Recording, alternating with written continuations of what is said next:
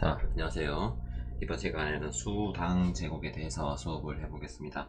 교과서는 우리가 이제 2단원으로 넘어오네요. 그래서 일단 제목을 좀 보기 전에 오른쪽에 뭐가 있는지 좀 확실하게 보고 넘어가는 시간을 갖겠습니다. 수나라가 통일을 했네요. 그죠? 수나라가 통일을 했고, 다음 당나라가 또 건국이 되었습니다. 요 사이 시기에 연도가 좀 짧죠. 그죠? 보면 한 9년? 좀 되겠네요. 그죠? 29년 정도. 29년 정도 된다는 뜻은 이제 한 나라가 한 세대밖에 못 갔다는 얘기가 됩니다. 우리가 보통 한 세대를 30년으로 생각을 하거든요. 그래서 이런 부분이 조금 어, 짧다는 거는 아마 이 나라 안에서 혼란기가 있었다라고 우리가 해석을 해 보겠습니다. 그래서 이런 통일을 했지만 바로 이제 당나라가 건국이 되었고, 뭐 현장이라든가 또는 제지술이 전파된 탈라스 전투, 이런 부분도 학생 여러분들이 따로 이제 검색을 해 보시면 좀 더 풍성하게 역사를 알 수 있을 거예요. 그러면 이제 본문으로 넘어와 볼까요? 그 제목을 보면 이제 여러 제도를 말할 수 있다. 그리고 당 문화의 특색, 요 받쳐주는 게 바로 국제 교류이죠, 그죠? 그래서 요 두 가지를 볼 때 이런 통일된 국가가 이제 교류도 했고 그리고 제도도 정비를 했다라는 것을 볼 수가 있습니다. 일단 위진남북조 같은 경우가 우리가 보면 분열기라고 했지 않습니까? 그래서 이 분열되었던 시기를 우리는 위진남북조라고 배웠습니다. 예, 기억나죠? 그래서 이 위중남북조는 잘 아시겠지만 좀 더 이제 귀족 중심의 사회였다. 그죠? 귀족 중심의 사회이고, 또 다른 말로 왕권은 또 황제권은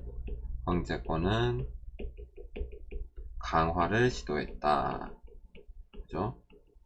그래서 이 두 개를 보여주는 게 바로 도교와 그리고 불교라고 얘기를 했던 것 같아요. 그래서 이 도교와 불교가 있었다라는 것을 일단 기본적으로 알면 좋겠습니다. 자, 이제 수나라 황제가 황제 되었어요. 그럼 그 다음 뭐 하겠습니까? 당연하겠죠. 바로 중앙 집권화를 합니다. 바로 황제권 강화가 되겠죠. 그래서 이 황제권을 강화하려면 당연하게도 이제 그 돈이 많아야겠죠. 그래서 돈을 걷는 토지제도의 정비. 이 토지제도로 하는 거는 우리가 이제 로마사에서 한번 배웠는데, 일반 사람들한테 이제 좀 더 살 수 있는 희망, 그리고 이제 세금을 걷기 위한 제도의 정비, 요 두 가지 측면으로 볼 수가 있겠습니다. 그리고 군사제도의 정비, 또 하나 더 보면 과거제의 실시, 그게 중요하죠. 과거제의 실시, 요 부분을 이제 핵심 포인트로 잡고 가면 되겠습니다. 그리고 수문제의 아들이었던 수양제는 바로 대운하를 건설을 하는데요. 이 대운하 건설이 굉장히 의미가 있습니다. 그래서 이런 대운하는 남북 간의 물자 유통의 활발, 제가 수업 때 뭐라 했습니까? 유통 활발이란 거는 결국 인구의 이동이라고 얘기를 했지 않습니까? 그래서 원래는 북쪽이 좀 인구가 많았다고 해요. 그래서 북쪽에서 남쪽으로 이주를 많이 하게 되는 계기가 되기도 합니다. 자, 그런데 수나라가 아까 앞서 말했지만 30년 정도 만에 망했지 않습니까? 그 말의 뜻은 바로 이 나라가 뭔가 좀 정치를 잘 못했다 라고 우리가 이해할 수 있겠습니다. 그게 바로 요 밑에 있는 부분이 되겠습니다. 그래서 대운하 건설 외에도 동호공사에 또 동력을 자주 동원했다. 백성들의 불만이 많겠죠. 그리고 고구려 원정에 실패했다. 대표적으로 이 전투의 이름, 우리 역사 1에서 배워본 적이 있는데요. 바로 살수대첩으로 대표적으로 우리가 알 수 있겠습니다. 그래서 이런 살수대첩 등의 사례를 통해서 수나라가 고구려와의 싸움에서 졌고, 이 과정에서 이제 농민들이 반란을 일어나는 거죠. 건국된 37년 만이네, 그죠? 선생님이 잘못 얘기했는 것 같은데 37년이 될 것 같네요. 그래서 이거는 건국된 지 37년이고 통일한 지는 29년이라고 이해하시면 되겠습니다. 자, 다음 나라가 이제 당나라인데, 옆에 오른쪽 페이지, 이 당나라는 어떻게 되었는가? 바로 수나라 멸망 이후에 좀 혼란스러웠던 것 같아요. 당연하게도 그 혼란을 좀 수습한 나라가 바로 당나라였습니다.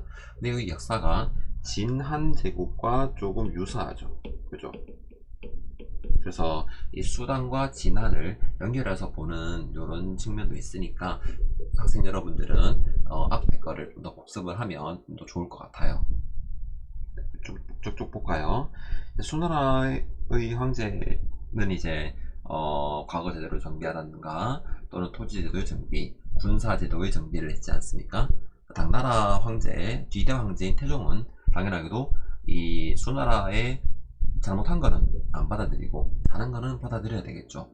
수나라가 잘한 거는 토지 제도의 정비와 과거제의 정비 그리고 군사 제도의 정비였던 것 같습니다. 그래서 이런 거를 그대로 이어받아서 이제 나라를 다스리는 법을 만드는 거지요. 그 법 체계가 바로 본문에 있는 율령 체제의 완성이라고 요약할 수 있겠습니다. 그래서 이런 율령 체제를 완성을 해서 바로 정치를 완성을 했고, 그리고 또 하나 바로 이제 중국 안에서 대운하를 통해서 물자 교통이 아니라 이제 바깥으로 나가는 물자 교통도 이룩하게 됩니다. 이게 바로 동서교통로의 확보가 되겠습니다.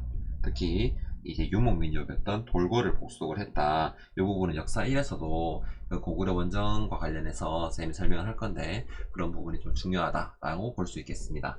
당태종의 아들이었던 고종, 3대왕 고종은 나당 연합을 합니다. 이거 배운 적 있죠? 바로 나당 동맹이죠.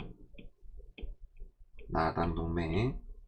이 나당 동맹을 통해서 백제와 고구려가 이제 멸망이 되었다라고 우리가 역사 1에서 배울 수 있겠습니다.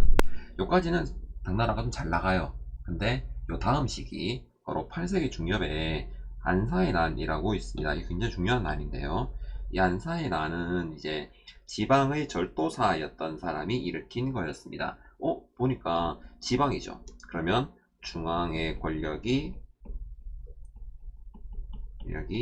어떻게 되었겠습니까? 약해졌다라고 우리가 이해할 수 있겠죠, 그죠? 그래서 이런 중앙 권력이 약화되었다는 뜻은 이제 그 율령 체제가 조금 흔들린다라고 볼 수가 있겠습니다. 이 비슷한 단어로 바로 율령 체제가 제목을 이렇게 율령 체제의 동료라고 제목을 잡아볼 수 있겠습니다. 그래서 이런 율령 체제가 동료를 하니까 농민 또한 이제 불만이 많았겠죠. 그래서 농민 반란이었던 황소라는 농민이 어떤 일을 계기로 반란을 일으키게 되고, 그러면서 이제 당나라가 쇠퇴를 하다가 절도사 중에 한 명이었던 주전충에게 멸망하게 되었습니다. 바로 10세기죠. 907년. 참고로 얘기하면 이제 요 시기, 비슷한 시기에 한반도에는 후삼국 시대가 등장을 하게 되었습니다. 신라와 당나라가 거의 비슷한 흐름으로 간다고 이해하시면 될 것 같아요. 이 당나라의 제도 부분을 우리가 공부 중 해결 부분에서 볼 수가 있는데, 이 부분은 체크 표시하면서 이제 요 세 가지 제도에 대해서 학습하는 시간을 개인적으로 가졌으면 좋겠습니다. 그래서 이러한 균전제, 조용조, 부병제 이 부분이 굉장히 중요하고, 이런 세금 제도, 이 셋 다 세금 제도라고 하는데요. 이런 세금 제도가 잘 정비가 되면서 나라가 잘 운영되었다. 바로 율령 체제의 기본이다 라고 볼 수가 있겠습니다. 자, 그리고 우리 당나라의 문화를 좀 배우고 넘어가야 되는데요. 약간 길죠, 그죠? 그렇지만 이걸 하고 넘어가는 게 좋습니다. 다음 페이지에 나오는 당의 문화. 국제적이다. 우리 이거 아까 이제 학습 목표에서 봤지 않습니까? 국제적이다. 바로 국제교통로가 확보되었다고 했지 않습니까? 그리고 하나 더, 귀족적입니다. 유진남북조 시대의 흐름을 받아서 귀족적인 흐름도 있다 라고 우리가 이해를 해볼 수 있겠습니다. 첫 번째 문단은 이제 귀족적인 문화의 성격인데요. 바로 문학도 발전했고 그림도 발전했고 글씨도 있었습니다. 또한 여기 딱 뒤로 넘어가서는 바로 여기 끊겠습니다. 끊어서 이제 서역이라고 하면 요즘에 이슬람이라든가 이제 서남아시아 쪽이 되겠습니다. 이쪽에서는 이제 당삼체가 들어와서 이제 당삼체가 들어온 건 아니에요. 당삼체에 영향을 준 이런 색채 무늬가 들어오게 되는 겁니다. 그리고 이제 유학, 과거 시험을 치지 않습니까? 그래서 과거 시험을 치기 위해서 이제 책도 편찬이 되는 거죠. 그 책이 바로 오경정의라는 것도 있다 보면 되겠습니다.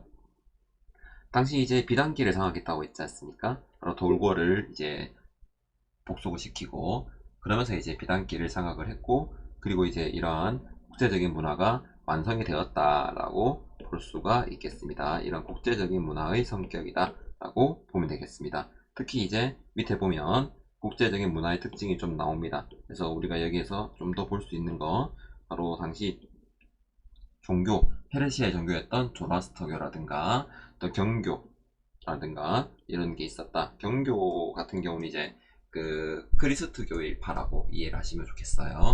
또한 이제 다른 종도 엄청 많이 들어왔습니다. 인도 현장 같은 경우는 이제 서유기로 되게 유명한데, 그래서 인도까지 가서 불경을 구해왔다. 호성무도 있다. 이런 거를 알아두시면 좋겠습니다. 그래서 이런 당나라의 문화, 그리고 당나라의 율령체제의 완성, 그다음에 수나라의 통일제도, 이런 부분을 우리가 학습을 했는데, 학생 여러분들이 수당 제국의 이런 제도 정비와 문화에 대해서 한 번 더 개인적으로 학습을 하고 쌤과 함께 교실에서 만나면 좋겠습니다. 오늘 고생 많았고 오늘 수업은 여기까지입니다. 다음 시간에 또 만나도록 합시다.